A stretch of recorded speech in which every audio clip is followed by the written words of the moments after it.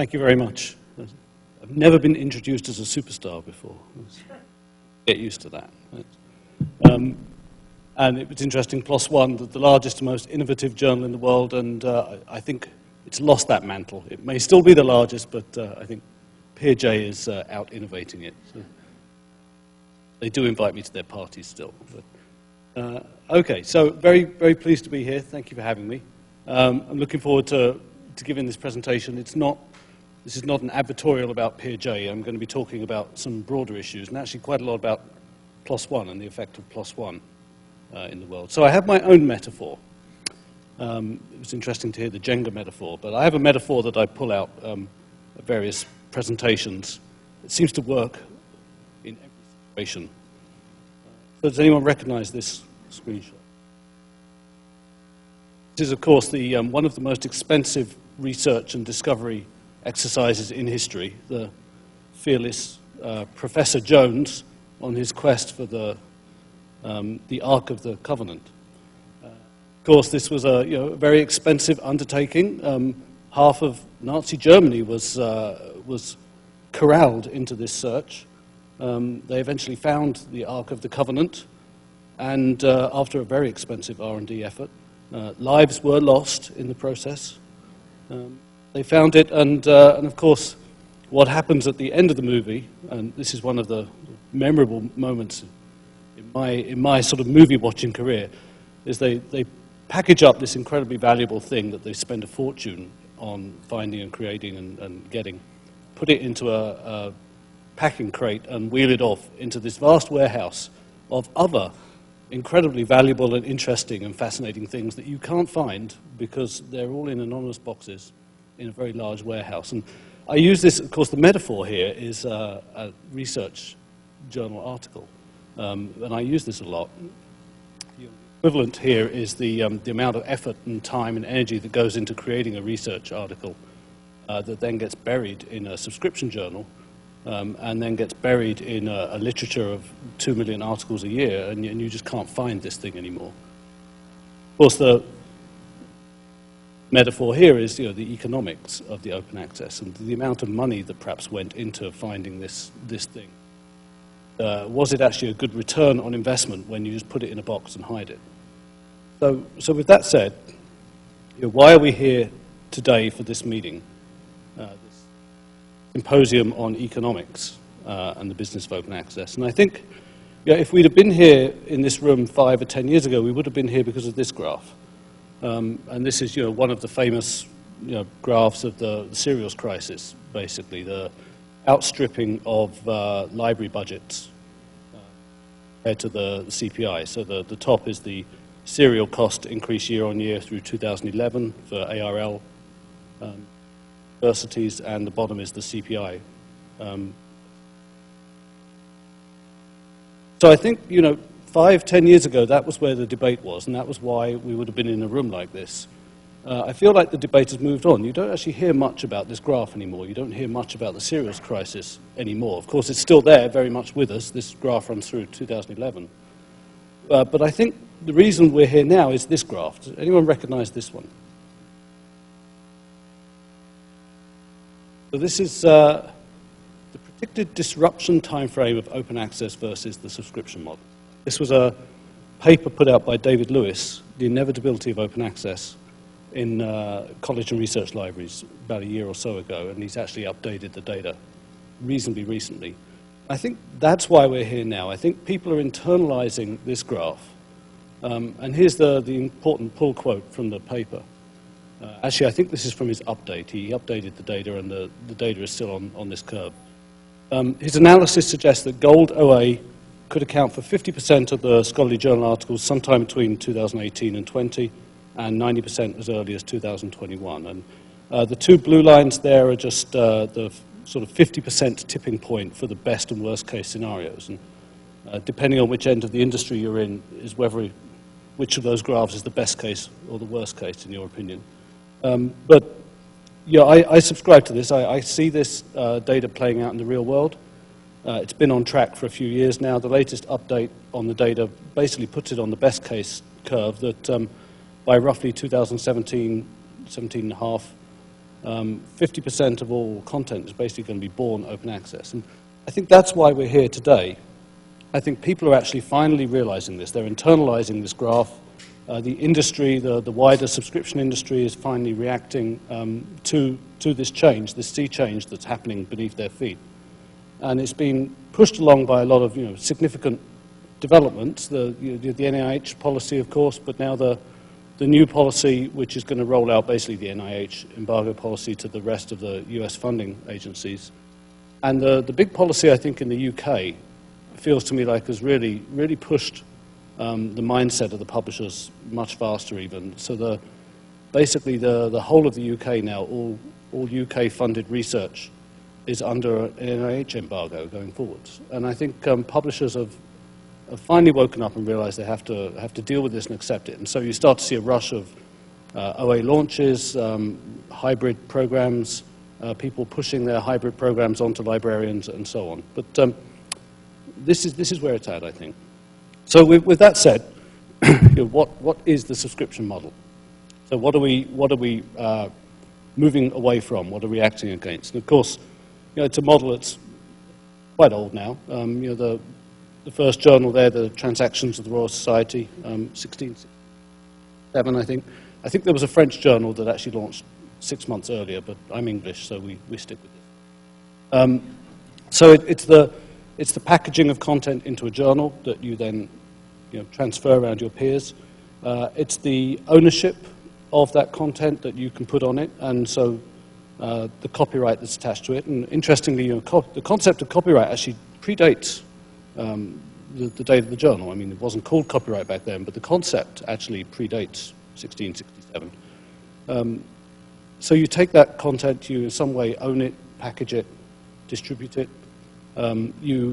You're trying to sell a product, you're trying to sell a physical journal, in this case, going back in time, and therefore your customers want to only buy something that's valuable and useful for them and good. So you have a customer base that basically only wants to buy good stuff and wants to buy it, in a reasonable package. So therefore, there's an incentive for you to package up only the best articles, as it were.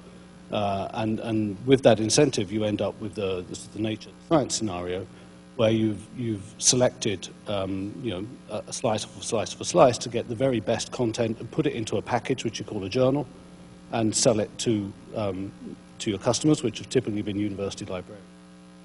You also end up in a monopoly situation. That's the monopoly man in the middle. So the monopoly situation, of course, is that an individual journal article is not transferable for another journal article. If as a customer you want to read that specific article, there's only one place you can buy it. And if they decide to charge you more money for that content, there's nothing you can do about it. And what you end up with is a sort of scarcity model.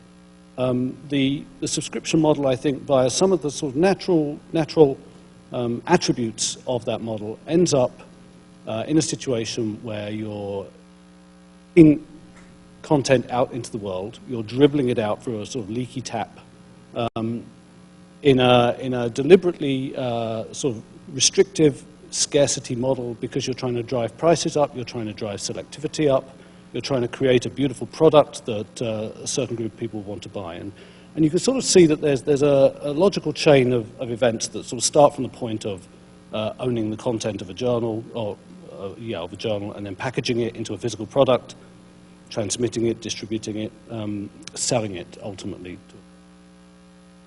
But there's really sort of two important effects, I think, that this model has created. And it's really sort of, it's created this because of the model. The business model of the subscription model has created these effects. And then over the last 300 or 400 years, we've trained ourselves, we've trained academics to expect that that's just the way it is. That's the way publishing happens. I think the first one is this concept of sort of bucketing up the content, packaging it. So bucketing it into a journal, in this case, Journal of Plankton Research, not to pick on. Stumbled across this one the other day, and I thought, well, what a bizarre, sort of niche subject area that is. And historically, I've always used the Journal of Underwater Basket Weaving as my. Couldn't find a good image for that. But the Journal of Plankton Research. So what happens here, of course, is you take a single journal, and because back in the day you had a physical product, the way to discover all the content on plankton research was to go and buy the Journal of Plankton Research. If that content had been spread across 25,000 journals, it would have been quite hard for you to find it back in the day, pre-Google, pre-search. And so it sort of makes sense then to bucket stuff up into a journal. You could get an audience around that, a community, you can get all the content in one place, and you can sort of treat it properly. The other effect of the subscription model, I think, is bundling. And normally we talk about bundling in the concept of the big deal, but this is not that. This is bundling at the journal level. So if you look at an individual journal, the Journal of Plankton Research is made up of good plankton research and bad plankton research and everything in between. And you've bundled the good stuff with the bad stuff in order to sell one package, and it's the same as the cable TV subscription. The metaphor gets extended to the big deal, sort of the next scale of existence. But if you look at it at the journal level, there's these two things going on. I think it's an artifact of the subscription model, that because you're selling a subscription and you have to have people buy an entire package, you have to bundle it all together. They're not going to buy the bad plankton research. They only want to buy the good plankton research, but there's not that much good plankton research in the world. There's a whole spectrum. And the sum total of plankton research in the world only fills one journal, conceivably. So you bundle it all up together, and then you package it as the Journal of Plankton Research so that everyone can find it easily. So because of that business model, the business model of being a subscription publisher, how does that affect how publishers operate? And I think there's sort of three main effects that this has on the ecosystem. So first of all, the business model, the simple fact of the business model that a subscription publisher is operating forces a certain number of inefficiencies in there. I've worked for these subscription publishers for many years before I moved into the open access world. But for example, if you're a subscription publisher and you own content and you need to defend the copyright, you need to distribute physical products, there's a certain number of departments and roles within your company that are necessary for you simply to maintain your business model. You need a rights and permissions department because you actually own the copyright of your content and you want to resell it. You have a physical product still, it's a journal, so you have physical printing. You have an institutional sales force because you're selling that product to librarians, so you have to employ sales guys to go out to libraries and schmooze librarians. You have to have golf trips to Hawaii that all the librarians go on, and actually, never heard of that, but if it ever happens, then I want the invite. You deal with subscription agents. You deal with middlemen that sell your content onto librarians, and they take a slice of your margin. You have physical distribution. You have trucks going around the world. You have warehousing. You have a legal department because you own the content, and you're damn well going to defend that content in the face of those pirates that are out there rampantly pirating academic content, which obviously, surprisingly, doesn't happen, actually. It's one of the most surprisingly conservative and honest markets around. It's shocking, actually. You have a billing and collections department. You bill librarians, and sometimes they don't pay, and then you have to chase them. And so there are many, and this isn't necessarily an exhausting list, but there are many aspects of the fact that you're operating a subscription model which causes you to do things in a very inefficient way. You can make the mental leap here where I'm going if you have an open access model, a lot of these things. Another inefficiency is the inefficiency in their editorial model of a subscription publisher. And here I'm really talking about the fact that you're trying to slice that content into the best of the best of the best to sell a package that actually somebody wants to buy. And what that's resulted in, of course, is this concept of being very selective with what you publish. You go through an editorial process and you end up rejecting a lot of content because you only want to publish the best.